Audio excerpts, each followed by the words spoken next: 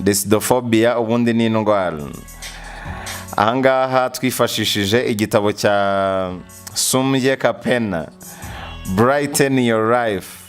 Iki nacyo umuntu yagishyira mu bitabo by'umwaka mu nzu y'ibitabo. Brighten Your Life, Sumbye Kapena. Noneho ni n'umunyafurika by'akarusho, akomoka hariya muri Zambia. Ubuzima ubayemo nonaha buterwa n'ibyemezo wafashe mu bihe byahise. Niyo mpamvu ubayeho gutyo. Ubuzima uzabaho ejo hazaza burimo buraterwa n'ibyemezo wafashe none. Niyo mpamvu rero iyi chapitre ari ngombwa cyane. Desidophobia, ubuzima bwacu bushingiye ku byemezo. Ibyemezo ufatira ubuzima bwawe. Desidophobia rero ni indwara ahubwo yo kudafata ibyemezo. Desidophobia ni indwara iterwa nuko wenda hari igihe umuntu aba yaraciyemo akaba yarigeze gufata icyemezo nyuma kikagira ingaruka mbi cyane ku buzima bwe, noneho buri gihe no mu gukura kwe ntajya afata umwanzuro.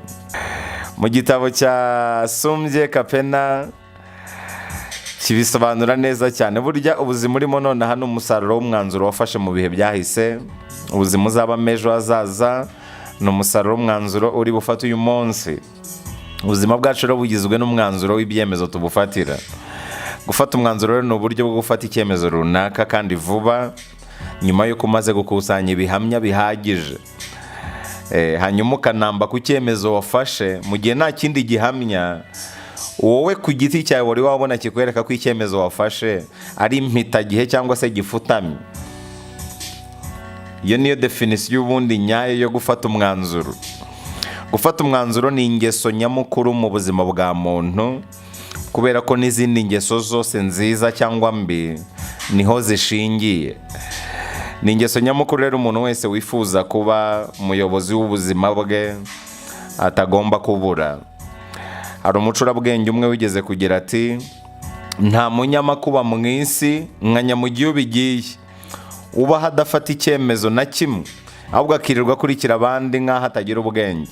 Umuntu wese uhora agendera mu byemezo by'abandi gusa, watitekerereje ngo yumve ko uwo mwanzuro agomba kuwukurikira, uwo muntu abacurabwenge benshi bamufata nk'umuswa wa mbere. N'ubwo umuswa wa mbere, umuntu ufite akaga muri iyi si, ni nyamugiye bigiye, kubera ko ntabwo abaho ubuzima bwe, abaho ubuzima bw'abandi. Umuntu utagira amahame ahora agwa mu mitego y'amahame y'abandi.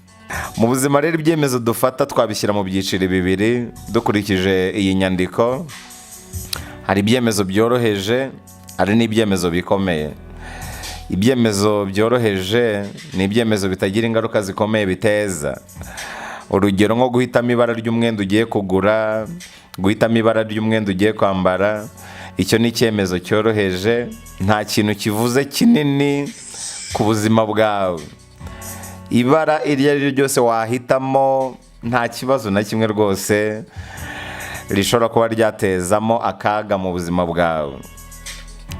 Hakaza rero ikindi cyiciro cy'ibyemezo, ni ibyemezo bikomeye. Ibi rero ni nabyo bigora abantu, ni nabyo byemeza kenshi umuntu yavuga ko abantu barwaye desidophobia batinya gufata. Ni ibyemezo umuntu afata agatangira kwibaza ku ngaruka byazatera mu gihe kiri imbere. Ingaruka ya mbere rero y'ibyemezo bikomeye ni uko wirindiriza ugatinda kubifata. Rimwe na rimwe wisanga wafashe ibyemezo impitagihe, bikaba ibyemezo rero bitagifite agaciro. Urugero nko guhitamo uwo muzabana, uko utinda gufata icyemezo ku muntu runaka umwe muzabana, akenshi n'igihe ufashe umwanzuro ukiyemeza wisanga waratinze. Hari igihe undi muntu runaka aba yaramaze gufata icyemezo kare, ndetse akakibwira uwo nguwo nawe wifuzaga kuzakibwira, akaba yaramaze no kubyemera. Ni handi ujya gutira imfizi ukabanza kuvuga amagambo menshi no gusoma ku mutobororo, hakaza umuntu runaka akaturuka iriya we agahita aza arasa ku ntego ati nje gushaka imfizi, bakaba ari we bayiha kubera ko we waje wanga gufata icyemezo cyo guhita ubivuga ako kanya. Indi mpamvu umuntu agomba gufata icyemezo vuba rero ni uko ukugumya kwirindiriza utejo cyangwa ejo bundi nzafata icyemezo, wisanga ahubwo watangiye kugira bwa bwoba bwo gufata icyemezo. Ni ukuvuga uko utinda gufata icyemezo niko indwara ya decidophobia ikura. Indwara yo kugira ubwoba bwo gufata imyanzuro ikura cyane iyo utinda gufata icyemezo. Niyo mpamvu nta gihe nyacyo cyo gufata icyemezo kiruta none. Gusa buri cyemezo cyose ufashe uba ugomba kukinyuza mu tuyunguruzo dutandukanye, akaba ari utuyunguruzo rero two gufata ibyemezo. Utu tuyunguruzo ubundi ni two tw'ingenzi cyane ku bantu barwaye indwara ya decidophobia. Buri cyemezo cyose ufashe uba ugomba kukinyuza mu tuyunguruzo dutandukanye two gufata ibyemezo. Akayunguruzo ka mbere ni amahame n'amabwiriza wowe ugenderaho. Nuva kugira ngo ukire indwara ya decidophobia ugomba kuba umuntu ugira amahame n'amabwiriza wowe ugenderaho. Akayunguruzo ka kabiri ni ukuvuga icyemezo cyose ufashe ugomba kugifata kiri mu mahame yawe n'amabwiriza wowe ugenderaho, ugafata icyemezo ukagihagararaho. Akayunguruzo ka kabiri ko gufata ibyemezo, ushobora kugisha inama abantu b'inararibonye ariko umwanzuro wa nyuma ukava mu mutima nama wawe. Hanyuma akayunguruzo ka gatatu ku bijyanye no gufata ibyemezo ni ibimenyetso simusiga.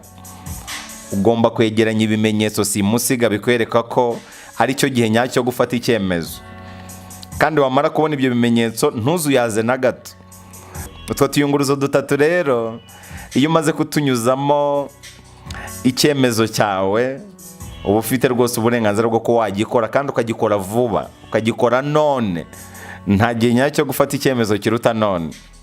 Icyemezo kibi kiruta kutagira icyemezo na kimwe ufata. Niyo mpamvu rero utagomba kurara udafashe umwanzuro ku bintu runaka, yaba imishinga ugomba gutangira, yaba ibintu runaka. Abantu barinda bapfana imishinga kubwo gutinya gufata icyemezo. Utwo rero n'utuyunguruzo dutatu two gufata icyemezo. Natubibutsa, hari amahame n'amabwiriza wowe ugenderaho. Ayo mahame rero ugomba kuyazirikana kandi ntugamburuzwe n'ikintu icyo ari cyo cyose kubera ko ni amahame. Cya kabiri, ushobora kugisha inama abantu b'inararibonye ariko umwanzuro wa nyuma ukava mu mutima nama wawe. Icya gatatu ni ibimenyetso simusiga ugomba kwegeranya ukabikusanya, nabyo rero bikakwereka ko ari cyo gihe cya nyacyo gufata icyemezo, kandi ntuzuyaze na gato. Ni ukuvuga ibyo bintu bitatu nubinyuzamo icyemezo runaka ushaka gufata, icyo cyemezo uzagifata uhagarare hamwe uvuga uti ngiye mpagaze kuri ibi ngibi, amahame n'amabwiriza yanjye ni aya ngaya, ibimenyetso simusiga ndabifite. Unagisha inama n'abandi bantu b'inararibonye ku cyemezo runaka ushaka gufatira ubuzima bwawe. Nurangiza umwanzuro wawe, niwumva uhamanya n'umutima nama wawe, uzashyireho uvuga uti ngiye mpagaze ahangaha kuri runo ruhande rwose